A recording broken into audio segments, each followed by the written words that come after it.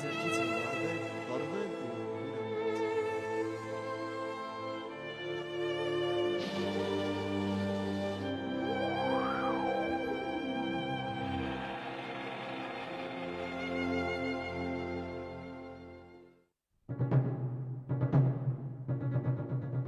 Հայը Հովհաննես Քաջազնունի, ծննդավայրը Ջավախք, պաշտոնը Հայաստանի Առաջին Հանրապետության առաջին վարչապետ, պատգամը հոգիով սնանկներն են, որ կարող են լքել անկախության գաղափարը։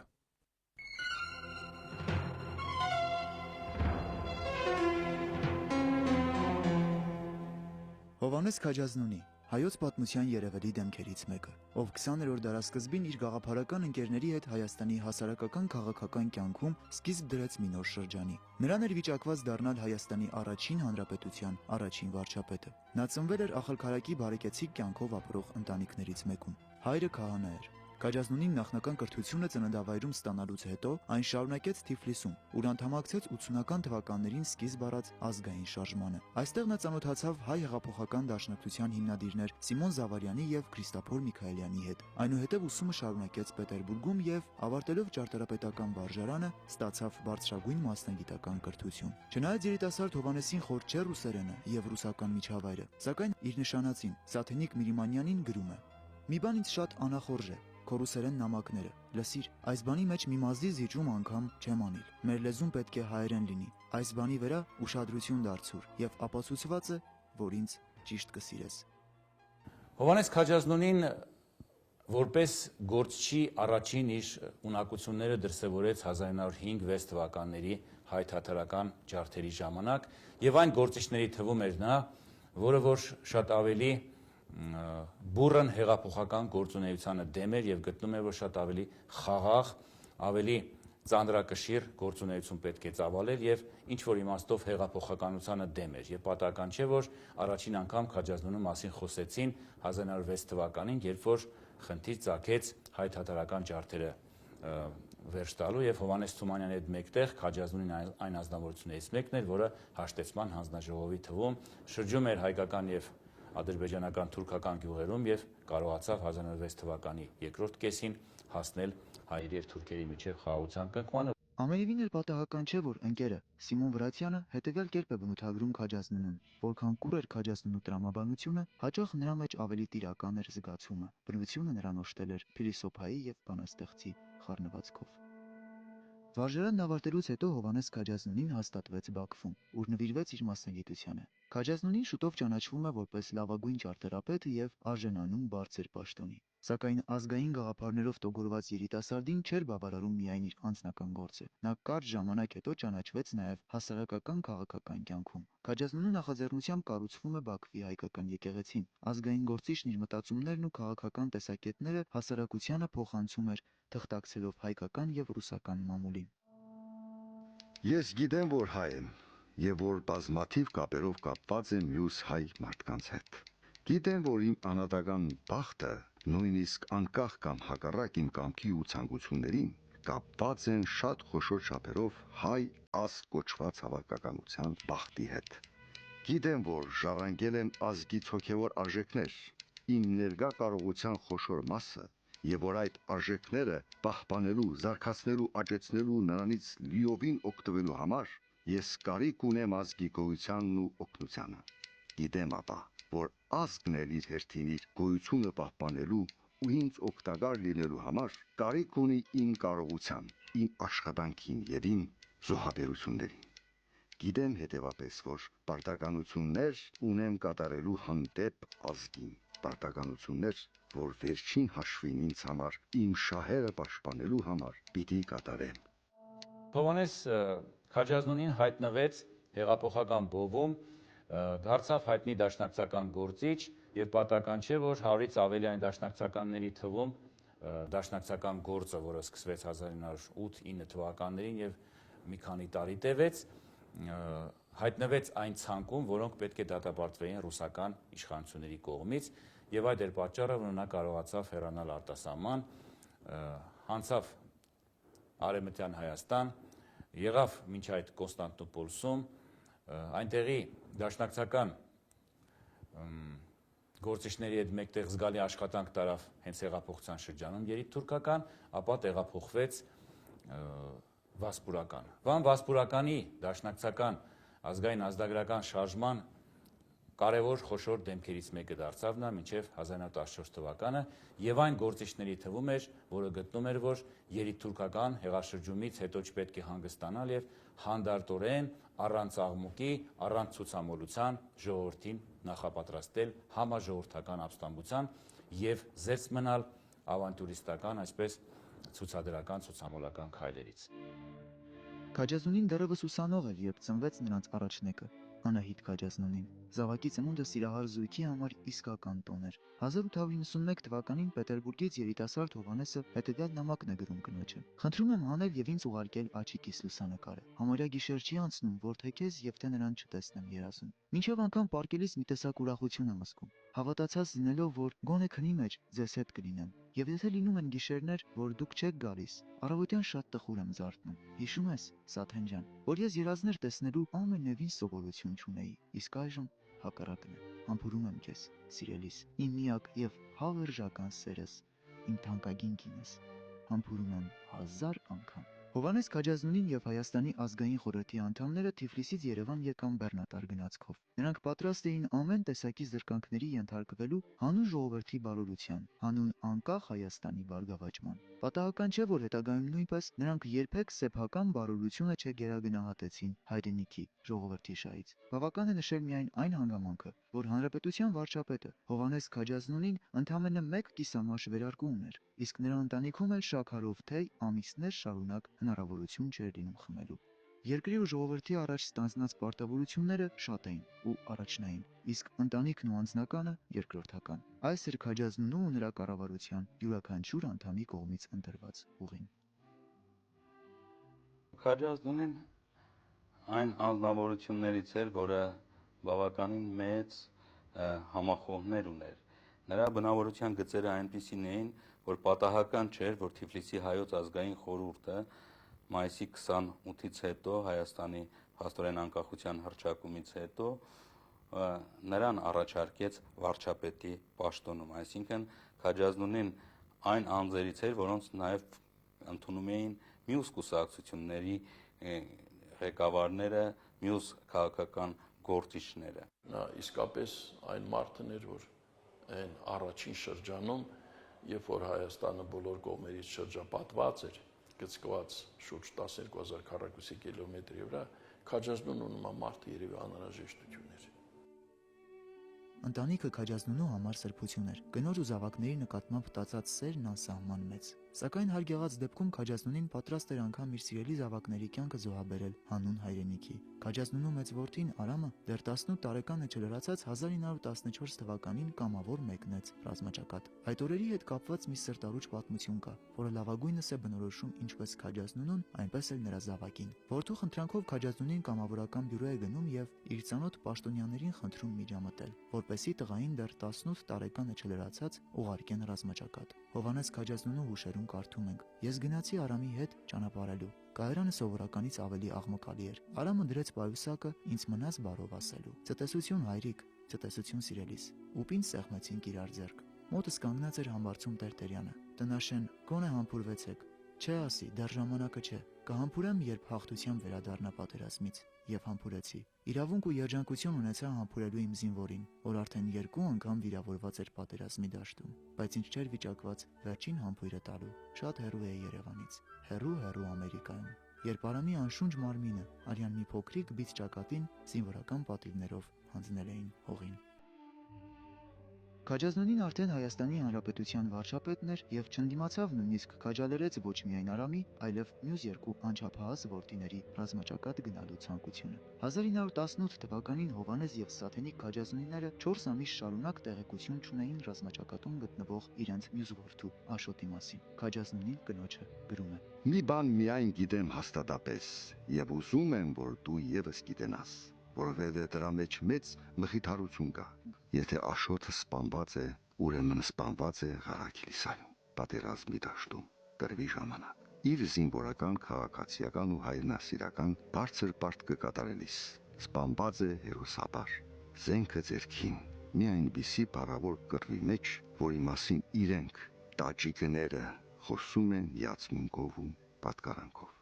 Մեր փոքրաթիվ զորքերը 4 օր անընդհատ կռվել են արուզների պես իրենցից շատ գերազանց ուժերի դեմ եւ նահանջել են միայն վերջին փամփուշտը այրելուց հետո։ Ողջ է դուրս եկել Աշոտը այդ կռվից, թե սպանվել է, երկու դեպքում էլ նա վաստակել է հայրենիքի սերը, հարգանքն ու երախտագիտությունը։ Նա կռվել է մինչև վերջ եւ գուցե իր մատաղ կյանքի գնով բարձր է պահել զինվորական պատիվը։ Էլ չեմ կարող գրել։ Հովանես եւ Սաթենի քաջազնուները կարճ ժամանակ անց պետք է սքային իրենց մյուս որդու Աշոտի մահը, ով հերոսի մահով ընկել էր Ղարեքիլիսայի կռիվներում։ Սիմոն Վրացյանի հուշերում մի սրտարուճ պատմություն ենք կարդում, կապված Հովանես քաջազնունու հետ։ 1919 թվականի հունվարի 5-ին խթունի երեկոն էր։ Քաջազնունին լուր ուղարկեց ինձ, որ ընկերանամ իրեն։ Երթալու գիմնազիայի շենքը, ուր ծնունդի ճաշ պիտի տրվեր որբերին։ Գնացինք։ Գիմնազիայի ընդարձակ դահլիճը վերածված էր ճաշարանի։ Շարք դասավորված էին առանց սփռոցների հասարակ սեղաններ, որոնց վրա շարված էին կապույտ չինկո բաժակներ եւ ուտելիքներ։ Սրահը դեռ պարապ էր։ Մեզ առաջնորդեցին վեր, պատվո սեղանը, որպեսզի այնտեղից դիտենք որբերի մուտքը։ Քաջազնունին եւ ես էինք։ Հետո մեզ միացավ բժիշկ Տեր Թովմասյանը։ Սկսվեց որբերի մուտքը։ Ամենքը միևնույն տեսքը ունեին։ Բոլորը նիհար, ոսկրի վրա կաշի, լուցկիի նման բարակվիս ու մեծ գլուխ, ներս ընկած խոշոր աչքերով, մանկությունից զուրկ երեխաներ։ Փորձեցին խմբով հայր մեր երգել, բան դուրս չեկավ։ Խթունի ճաշկերույթ չէր, տառապանք էր սարսափելի։ Քաջազնունին մեկ կտոր հաց չդրեց բերանը, լուր դիտում էր տղաներին։ Եվ երբ սեղանների վրայի ուտելիքը վերջացավ, մեծ որբերից մեկը գրավոր մի ուղերձ կարդաց, որով իր ընկերների կողմից շնորհակալություն էր հայտնում ճաշկերույթը սարքողներին եւ հատկապես Հայաստանի սիրելի վարչապետին, որ իր ներկայությամբ պատվել էր որբերի սեղանը։ Քաջազնունին ոտքի ելավ պատասխանելու համար եւ ներքին ուզումից երկար չկարողացավ խոսք արտասանել։ Սիրելի երեխաներ, շշնջաց նա։ Վերջապես թույլ ձայնով ու հանկարծ փղծկած ջղային ցնցումներով սկսեց հեկեկալ եւ գետին պիտի ընկներ, եթե բժիշկ Տեր Թովմասյանը եւ ես չբռնեինք եւ տեղը չնստեցնեինք։ Գլուխը երկու ձեռքերի մեջ առած լալիս էր անզուսպ, լալիս էին եւ որբերը իրենց ուսուցիչ ուսուցչուհիների հետ միասին։ Սքավոր խթուն եղավ մեզ համար։ 1919 թվականի ամռանը Քաջազնունին հատուկ առաքելությամբ Հայաստանի խորհրդի կողմից ուղարկվեց Հյուսիսային Ամերիկա, որտեղից Հայաստան վերադարձավ 1920 թվականի սեպտեմբերին եւ ստանձնեց խորհրդարանի փոխնախագահի պաշտոնը։ Հովանես Քաջազնունու համար անչափ թանկ էր հայրենիքի անկախությունը։ Մեր անկախությունը դրված է այն տեսակ հիմքերի վրա, որ ոչ ոք չի կարող նրան քանդել։ Հայ ժողովուրդն իր խոսքը արտասանել է։ Մայիսի 28-ը մեր պատմության ամենամեծ տոնն է։ Հերու չէ այն օրը, երբ մայիսի 28-ը կտոնվի իբրև համազգային անհերքելի ամենամեծ տոն, եւ ամեն հայ երկյուղացորեն կխոնարհվի այդ տոնի առջև։ Պատկերացրեք այս դժվարին պայմաններում, երբ կնքվել էր Բաթումի պայմանագիրը, որի տակ դրված է նաև Հովանես Քաջազնունու ստորագրությունը, այդ ծանրագույն պայմաններում նա ուներ քաղաքական համարձակություն, որպիսի խորհրդարանում ներկա Թուրքիայի, Գերմանիայի ներկայացուցիչների մոտ հայտարարեր բարձր ամբիոնից խորհրդարանի, որ կգան պայծառ ժամանակներ եւ այդ սահմաններ ասվածը շարժական են եւ մեր պատմական իղձերը կդառնան իրականություն։ Շատերը, երբ որ մեղադրում են Քաջազնունուն, մասնավորապես Խատիսյանին կապված Բաթումի պայմանագրի իրողության հետ, անկասկած այստեղ պատմական ճշմարտության առաջ մեղանչում են, այն իմաստով, որ նրանք այլընտրանք չունեին, նրանք պիտի ստորագրեին, որպեսզի կյանքի կոչվեր անկախ երիտասարդ Հայաստանը։ Հովանես Քաջազնունու կրտսեր դուստրը Մարգարիտը ցանկություն ուներ բարձրագույն կրթությունն արտասահմանում ստանալու եւ խնդրում է, որպեսզի հայրը այդ հարցում օժանդակի։ Պատասխան նամակը չի ուշանում։ Մարգուս ջան, ին վրա ծանրացած է մի ամբողջ ժողովրդի հոգս։ Ես չեմ կարող ու նույնիսկ ամաչում եմ կենտրոնացնել ուշադրությունը սեփական ընտանիքի հոգսերի վրա։ Ինչ պատասխան պիտի տայի իմ խղճին, եթե վերադառնալով Ամերիկայից ստիպված լինեի ասել, թե հայկական դատը վիժել է, բայց ես ապահովել եմ իմ որդիրանց կրթությունը։ Նա իսկապես բավականին չափավոր հայացքների տեր մարդ էր։ Իմիջայլոց ասեմ, այդ մասին ոչ միայն, դա միայն իմ կարծիքի չէ։ Օրինակ այդ մասին կա գեներալ Թոմսոնի կարծիքը, երևի գիտեք, դա անգլիացի գեներալ էր, Անդրկովկասում գտնվող բրիտանական զորքերի հրամանատարը, երբ որ նա հանդիպել էր Երևանում նրա հետ, հանդիպումից հետո ասել էր, թե ես հաճելիոն զարմացած եմ նրա չափավոր հայացքներից։ Հայ-վրացական պատերազմում Հայաստանի Հանրապետության վճռականությունը անկասկած առաջին հերթին կապվում է նրա առաջին վարչապետ Հովհաննես Քաջազնունու գործունեության հետ։ Պատերազմն ավարտվեց փաստական հաղթանակով, սակայն անգլիացիների միջամտությամբ մեզ համար բավական ծանր պայմաններ պարտադրվեցին, լոռու չեզոք գոտին ստեղծվեց, Ջավախքը ժամանակավորապես մնաց Վրաստանի հսկողության ներքո, բայց երկրին սպառնում էր սովը։ Ահա այստեղ էր, որ երևաց պետական գործի, այդ նորաստեղծ հանրապետության դեռ անփորձ պետական գործի հոգու ներքին խռովքը, երբ որ նա տեսավ, որ իր ստեղծած նորելուկ հանրապետությունը սովի ճիրաններում է հայտնվում եւ ինքը դեռ 18 թվականի վերջին խորհրդարանի արչեւ հարց բարձրացրեց հրաժարականի վերաբերյալ, որը հետագայում ընդունվեց միայն։ Խնդիրը հետեւյալն էր, որ ինքը ունենալով վարչապետի լիազորություններ մեկնի Միացյալ Նահանգներ եւ հատկապես հացահատիկի հավաք կատարվի, դրամահավաք եւ այդ հանգանակությունը հասցվի Հայաստան, որտեղ իսկապես Հայաստանը հայտնվել էր սովի ճիրաններում։ Խորհրդայնացումից հետո Քաջազնունին մնաց Հայաստանում եւ ճաշակեց բոլշևիզմի ճակերտավոր ասած բոլոր հրապույրները։ 1920 թվականի փետրվարի 9-ի գիշերը Շանթի, Աղբալյանի եւ ուրիշ հարյուրավոր գործիչների հետ բանտարկվեց։ Չեկայում անցկացրած 8 օրերի մասին նա գրում է իր հուշերում. Հասկանում էի, որ մեզ սպանելու են։ Ուրիշ ոչ մի բանական բացատրություն չէի կարող տալ գիշերվա այս ժամին մեզ այստեղ բերելու։ Հասկանում էի, բայց չէի հավատում։ Դատարկ բան է։ Ահա այն երեք բառը, որ ամենից լավ կարող էին արտահայտել իմ ներքին ապրումները այդ բացառիկ ժամերում։ Որն է դատարկ բան եւ ինչու է դատարկ։ Այդ չէի կարողանում բացատրելի։ Հենց այնպես դատարկ է։ Թերևս կյանքն ու մահը, որ դատարկ բաներ են։ Միտքս արթուն էր, թմրության հետքեր անգամ չկային, բայց կենտրոնանում էր այնպիսի առարգաների վրա, որ կարծես ամենից քիչ պիտի զբաղեցնեին ինձ իմ ներկայության մեջ։ Հովհաննես Քաջազնունու որպես ծանրակշիռ, որպես շատ ավելի հեռատես քաղաքական գործի մասին թե այն ժամանակ եւ թե այսօր կարծիքները գրեթե նույնանում են եւ այդ իմաստով կարելի ասել, որ Քաջազնունին որպես պատմական անձ բռնել է բոլոր փորձությունները պատմության մեջ եւ կարելի է համարել նրան մեր ազգային պետական լավագույն գործիչներից մեկը։ Հովհաննես Քաջազնունին այն բացառիկ քաղաքական գործիչներից էր, ում նկատմամբ եւ ժողովուրդը, եւ տարբեր կուսակցությունների ներկայացուցիչներ, այդ թվում նաեւ կոմունիստները, առանձնահատուկ հարգանքով էին վերաբերվում։ Այդ մասին վկայում է նաեւ Քաջազնունու հետեւյալ մի քանի նախադասությունը։ Անձնապես իմ դեմ բոլշևիկները հազիվ թե ունենային ատելության կամ վրեժխնդրության զգացմունք։ Արիթ եմ ունեցել լսելու, որ ղեկավարները նույնիսկ մի փոքր հարգանք ունեն իմ հանդեպ, չնայած դաշնակ են։ Ինձ այստեղ բերելու պատճառը կարող էր լինել նախ իմ հակահեղափոխականությունը, հետո պաշտոնական հանգամանքս, սկզբում վարչապետ, վերջը պարլամենտի փոխնախագահ։ 1920 թվականի օգոստոսին, երբ արդեն ստորագրվել էր Սևրի հաշտության պայմանագիրը, Հովհաննես Քաջազնունին Փարիզից հետևյալ նամակն է ուղարկում հարազատներին։ Սիրելիք, իմ նպատակն է օր առաջ հասնել Երևան հաշիվ տալ կառավարությանը իմ երկարատև ճանապարհության մասին եւ ապա մտնել բանակ իբրև կամավոր զինվոր։ Ամենամեծ բաղձանքս է անձամբ ու ֆիզիկապես մասնակից լինել կռիվներին, մեր հերոս զինվորների կողքին կանգնած, նրանց հետ միասին պաշտպանել հայրենիքի անկախությունը եւ եթե բախտը ունեցա, մեռնել պատերազմի դաշտում։ Եվ դա ամենալավ մահն է, որ դուք կարող էիք ցանկանալ ձեր հայրիկի համար։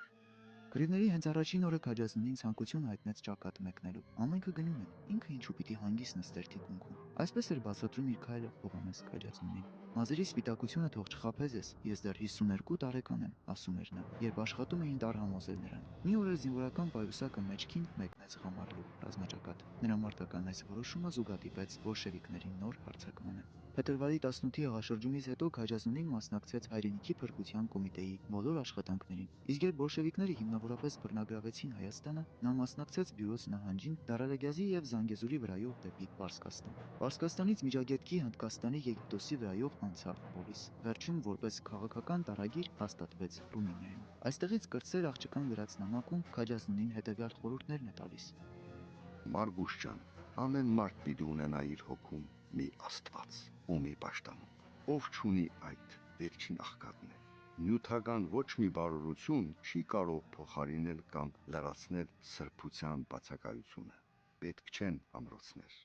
Դու մի փոքրիկ տաճար կառուցիր քո սրտի մեջ, եւ դրանով իսկ շատ հարուստ կլինես։ 1923 թվականի հոկտեմբերի 31-ին Ռումինիայից ընկերներին ուղղված նամակում Հովհաննես Քաջազնունին գրում է. Գալով անձնապես ինձ ես դրամական օգնություն եմ ստացել Ամերիկայից եւ մի երկու բարեկամներից Եվրոպայում։ Այս տարվա սկզբից ունեցել եմ մի փոքրիկ պաշտոն, ավելի ճիշտ մի սինեկուրա, որ հնարավորություն է տվել ինձ ապրելու։ Այդ սինեկուրան վերանալու վրա է արդեն, եւ չգիտեմ, թե 2 ամսից հետո ինչով պիտի վճարեմ սենյակիս վարձն ու ճաշի արժեքը։ Իմ հաջողության պայմանները եղել են անձնական կապերն ու մի քիչ էլ գրական շնորհք։ Ու հետո դառնալով ընկերներից մեկի Եվրոպա անցնելու ցանկությանը աշխատանք որոնելու համար գրում է. Մի խորհուրդ էլ ունեմ քեզ տալու, փոխարինակ Եվրոպա գալու, դու գնա Հայաստան։ Չեմ կարծում, թե բոլշևիկները առանձին պատճառ ունենան քեզ հալածելու։ Իսկ եթե բանդ են դնելու, Ռուսաստան են աքսորելու կամ գնդակահարելու, դե վերջապես մի վերջ պիտի լինի։ Ինձ համար գոնե ես այդպես եմ որոշել։ Գարնանը, եթե ֆիզիկական հնարավորություն եղավ, անպատճառ կերտամ Հայաստան։ 1921-ից 23 թվականին նա ապրում էր Բուխարեստում, այստեղ նա մի աշխատություն տպագրեց, որը կոչվում է Դաշնակցությունը անելիք այլևս չունի։ 1924 թվականին Հովհաննես Քաջազնունին գրավոր դիմում ուղարկեց խորհրդային իշխանություններին, ցանկանալով վերադառնալ Հայաստան։ Ընկերոջը Սիմոն Վրացյանին գրած նամակում Քաջազնունին կուսակցության շարքերից հեռանալու իր որոշումը հետևյալ կերպ է բացատրում. Թեթև սրտով չէ, որ բաժանվում եմ ձեզանից, որքան էլ իմ կապը կուսակցության հետ մեքենայական լինի, քո խոսքերն են, բայց սխալ խոսքեր, մեքենայական չի եղել իմ կապը։ Ես այն հասակին եմ արդեն, որ նոր կապեր ստեղծել չեմ կարող այլևս։ Մնալու եմ մենակ, դառն է սա։ Մանավանդ դառն է մտածել, թե ինչպես դու ես գրում, ինձ էլ կտասեն ուրիշ հեռացողների, նեղ օրերին լքողների շարքին։ Ինչ կարող եմ անել։ Կուրծ կսծեցեմ ու երկինքը վկա կանչեմ, որ ես լքող չեմ։ Այդ չեմ անի, իհարկե։ Մի հույս ունեմ միայն։ Գուցե սա էլ միամտություն է, ինչ գիտենամ, որ ինձ մոտիկի ճանաչողները ու մի քիչ խիղճ ու ամոթ ունեցողները 2 անգամ կմտածեն ու ապա միայն դադաբջիջ կհանեն։ Իհարկե, Քաջազնունին չէր կարող դավաճան լինել, չէր կարող համագործակցել իշխանությունների հետ։ Նա վերադառնալուց հետո ակտիվ որևէ քաղաքական գործունեություն չի ծավալել, ցույց զբաղվել է գիտական եւ դասախոսական աշխատանքով։ Հովհաննես Քաջազնունին այն կարծիքին էր, որ Հայաստանը պետք է դաշնակցեր խորհրդային Ռուսաստանի հետ, քանի որ տվյալ ժամանակահատվածում այդ էր միակ ելքը։ Ընկերներին գրած նամակում Քաջազնունին մանրամասնորեն հիմնավորում է իր կողմից հնչած յուրաքանչյուր միտքը։ Հայ բոլշևիկներն են, որ պիտի կապեն Հայաստանը Ռուսաստանի հետ։ Իսկ դա նշանակում է, որ դաշնակցությունը Հայաստանում անելիք չունի, բայց գործը կենթանի է։ Ահա թե ինչ մտքով է մեր կուսակցությունը վերջացրել իր միսիան։ Ծիծաղելի է թվում ձեզ իմ այն խոսքը, թե հայ բոլշևիկները մեր ժառանգներն են։ Անշուշտ, իրենք բոլշևիկներն էլ ավելի կծիծաղեն, եթե լսեն նույն խոսքը։ Ինձ էլ չեմ ասում ծիծաղեցնում է, այլ զարմացնում է ձեր երկուսի անհասկացողությունը, որովհետև մի պարզ ճշմարտություն է իմ ասածը։ Դաշնակցությունը վարել է հայ քաղաքական դատը ու բերել է քաղաքականապես ազատագրվող հայ ժողովուրդը, հասցրել է մինչև մի որոշ կետ։ Այստեղ իրեն փոխարինելու է մինչև հետևյալ էտապը հայ բոլշևիկը։ Այս է պատմության ընթացքը։ Անկախ չէ Հայաստանը, բայց մի մեծ քայլ է արել դեպի անկախություն։ Եվ հետևյալ քայլը առնելու համար պետք է ամրացնի արդեն նվաճված դիրքերը։ Այդ ամրացումը կատարվում է բոլշևիկյան դրոշակի տակ։ Ահա թե ինչու բոլշևիկները մեր ժառանգներն են։ Սկզբնական շրջանում Քաջազնունու կուսակցական ընկերները նրա այս քայլը համարեցին որպես կուսակցության հանդեպ նրա դիրքորոշման փոփոխություն, խորհրդային իշխանությունների կողմից ռեաբիլիտացվելու եւ ընտանիքի հետ վերամիավորվելու նպատակով։ Սակայն այստեղ է, որ մեկ անգամ եւս պետք է հիշենք, որ նա վերապահում ուներ ոչ թե կուսակցության, այլ որոշ ղեկավար անդամների նկատմամբ։ Նամակ դստերը Մարգարիտ Քաջազնուն։ Խորապես զգում եմ ու խորապես ամաչում այն կյանքից, որ վարում եմ այստեղ։ Ապա մի օրգանական տենչ ունեմ, մի կերպ օգտակար լինելու Հայաստանին, թեկուզ Երևանի փողոցները քարելով կամ արկղերը մաքրելով, եթե բոլշևիկները խելք ունենան, իմ առջև լայն բաց կանեն Հայաստանի դռները, որովհետև ամենալոյալ քաղաքացին կլինեմ ես։ Համենայն դեպս ապրում եմ այն հույսով, թե ոչ այսօր, վաղը պիտի կարողանամ վերադառնալ հայրենիք։ Եթե այդ հույսը չունենամ, ճշմարիտ եմ ասում, կմեռնեմ, զավակս, անասելիորեն կարոտել եմ ձեզ եւ հայրենիքիս։ Հովհաննես Քաջազնունին հայրենիքում Հայաստանում անասելի հալածանքների ենթարկվեց եւ այդ ամենն այն երկրում, որի նվիրյալ պաշտպանն ու ղեկավարն էր եղել, հանուն որի բարգավաճման իր գաղափարական ընկերների հետ ջանք ու եռանդ չէր խնայել։ Ժամանակակիցները հիշում են մի դեպք, որը տեղի է ունեցել Շինարարական ինստիտուտում, որտեղ Հայաստան վերադառնալուց հետո դասավանդում էր Քաջազնունին։ Կուսակցական ժողովներից մեկի ժամանակ կոմունիստները Հայաստանի առաջին հանրապետության ղեկավարների հասցեին ամենատարբեր մեղադրանքներն են հնչեցնում։ Նույն ժողովում ներկա է լինում նաեւ Հայաստանի առաջին հանրապետության առաջին վարչապետը, ում համար տվյալ պահին սիրտն ու հոգին մաշող առավել դառն ու դաժան ոչինչ չի եղել, քան բոլշևիկների կողմից հնչող հերյուրանքների տարափը լսելը։ Քաջազնունու լավ ճանաչողները պատմում են, որ նրա վերջին տարիների կյանքը Հայաստանում եղել է լուր պայքար ստալինյան վարչակարգի դեմ։ Բոլշևիկյան բռնակալությունը չհանդուրժեց Հովհաննես Քաջազնունու լռությունը։ 1937 թվականին Ստալինյան բռնությունների այդ շրջանում Քաջազնունին ձերբակալվեց, հալածանքների ենթարկվեց, բռնությունների ենթարկվեց եւ 1938 թվականին նա մահացավ, կամ էլ նրան գնդակահարեցին։ Հովհաննես Քաջազնունու աքսորի մասին տարածված է հետևյալ պատմությունը։ 1938 թվական, մայիսի 28, Քաջազնունին գործի չի գնում։ Հեռանում է քաղաքից եւ ամբողջ օրը անց է կացնում զանգվի ափին, մի խուլ անկյունում, մենակ, խորասուզված անցյալի հիշողությունների մեջ։ Հաջորդ օրը, երբ երևում է պաշտոնատեղում, բաժնի վարիչը հարցնում է նախորդ օրվա բացակայության պատճառը։ Քաջազնունին առանց մի բան թաքցնելու պատմում է իրողությունը։ Ինքը իր մեջ տոնել է տարեդարձը Հայաստանի անկախ հանրապետության, որի անդրանիկ վարչապետը լինելու պատիվն իրեն էր վիճակվել։ Մի քանի օր անց Քաջազնունին ձերբակալվում եւ բանտարկվում է։ Հայտնի է նաեւ, որ Հովհաննես Քաջազնունին բանտում իրեն պահել է քաջասիր եւ գաղափարական մարդուն վայել ազնվականությամբ։ Հակառակ գրած ծանր զրկանքներին միշտ մնացել է լավատես Հայաստանի եւ հայ ժողովրդի ապագայի հանդեպ եւ օրինակ է ծառայել վհատվողների ու անկճվածների համար։ Իմ համոզմունքովս ազգությունից դուրս մարդկություն չկա։ Ամենայն մարդ, ամենից առաջ ազգը պիտի պատկանի։ Ազգ չունեցող մարդը, ինչպես եւ կրոն չունեցողը, այլևս մարդ չէ։ Հայերիս ավելի, քան որևիցե ուրիշ ազգության հարկավոր է մտածել մեր ինքնությունը պաշտպանելու համար, որովհետև այդ ինքնությանը մեծ վտանգներ կսպառնան։